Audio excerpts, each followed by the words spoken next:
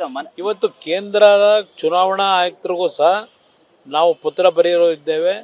ಬಹುಶಃ ಸೋಮವಾರದ ದಿವಸ ನಾವು BJP ಮತ್ತು JDSನ ನಾಯಕರುಗಳೆಲ್ಲ ಸೇರಿ ಇವತ್ತು ಇಲ್ಲಿ ನಮ್ಮ ರಾಜ್ಯದ ಚುನಾವಣಾ ಆಯೋಗಕ್ಕೂ ಅಷ್ಟೇ, ಕೇಂದ್ರ ಚುನಾವಣಾ ಆಯೋಗಕ್ಕೂ ಇಲ್ಲಿ ಈ ಒಂದು ಚುನಾವಣಾ ಈ ಒಂದು ನಮ್ಮ SIRನ ಏನು ನಡೆಸ್ತಾ ಇದ್ದೀರಿ, ಬಹುಶಃ ಯಾರಾದರೂ ಒಬ್ಬ ನಿಷ್ಪಕ್ಷವಾದಂಥ ದಕ್ಷ ಮತ್ತು ಕಠಿಣವಾದಂಥ ನಿರ್ಧಾರ ತೆಗೆದುಕೊಳ್ತಕ್ಕಂಥ ಒಬ್ಬ ವ್ಯಕ್ತಿಯನ್ನು ಔಟ್ಸೈಡಿಂದಲೇ ಕರ್ನಾಟಕಕ್ಕೂ ಹಾಕಬೇಕಾದಂಥ ಅನಿವಾರ್ಯತೆ.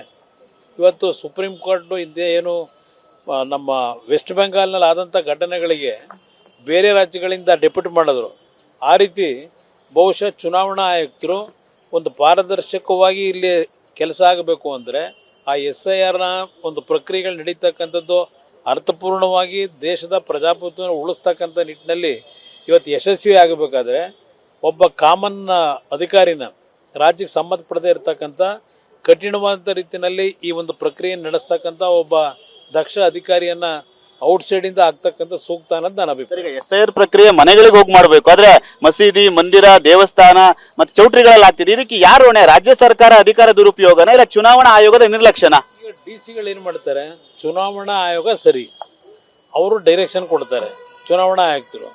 ಆ ಥರ ಡೈರೆಕ್ಷನ್ನ ಫಾಲೋ ಮಾಡ್ತಕ್ಕಂಥದ್ದು ಆಯಾ ಜಿಲ್ಲೆಯ ಅಧಿಕಾರಿಗಳೇನಿದ್ದಾರೆ, ಜಿಲ್ಲಾಧಿಕಾರಿಗಳು, ತಹಶೀಲ್ದಾರ್ಗಳು, ಅಸಿಸ್ಟೆಂಟ್ ಕಮಿಷನರ್ಗಳನ್ನು ಅದಕ್ಕೆ ಆ ಕೆಲಸ ನಿರ್ವಹಣೆ ಮಾಡ್ತಕ್ಕಂಥದ್ದು ಡೆಪ್ಯೂಟ್ ಮಾಡಿದ್ದೀರಿ. ಏನು ಮಾಡ್ತಾ ಇದ್ದಾರೆ ಅವರೆಲ್ಲ? ನೀವೇನು ಹೇಳಿದ್ದೀರಿ ಆ ರೀತಿ ರಾಜ್ಯ ಸರ್ಕಾರದ ಅಧಿಕಾರಿಗಳೆಲ್ಲ ಅವರು ನೀವು ಹೇಳಿದಂಥ ರೀತಿಯಲ್ಲಿ ಇವತ್ತು ಯಾವ ಒಂದು ಆ ಪ್ರಕ್ರಿಯೆಯಲ್ಲಿ ಭಾಗವಹಿಸಿರ್ತಕ್ಕಂಥ BLOಗಳು ಆ ಕೆಲಸ ನಿರ್ವಹಣೆ ಮಾಡಬೇಕು, ಅವ್ರನ್ನ ಕೈ ಕಟ್ಟಾಕಿ ನಿಮ್ಮ ಕಾರ್ಯಕರ್ತರನ್ನ ಬಿಟ್ಕೊಂಡು ಕೆಲವು ನಿಮ್ಮ ಮಾತಿಗೆ ಸೊಪ್ಪಾಗ್ತಕ್ಕಂಥ ಕೆಲವು ಸಣ್ಣ ಪುಟ್ಟ ಅಧಿಕಾರಿಗಳು ಇಟ್ಕೊಂಡು ಈ ಪ್ರಕ್ರಿಯೆ ನಡೆಸ್ತಾ ಇದ್ದೀರಿ. ಇದು ರಾಜ್ಯ ಸರ್ಕಾರದ ದುರ್ಬಳಕೆ. ಇದು ನೋಡಿ, ಇದೇನು ಮಾಡೋ ಕೆಲಸ. ಇದಿಷ್ಟು ಕೇಂದ್ರ ಸಚಿವರಂತ ಕುಮಾರಸ್ವಾಮಿ ಮತ್ತು ಕ್ಯಾಮರಾಮನ್ ಸೈಯದ್ ಜೊತೆ ಸುನಿಲ್, TV9 ಬೆಂಗಳೂರು.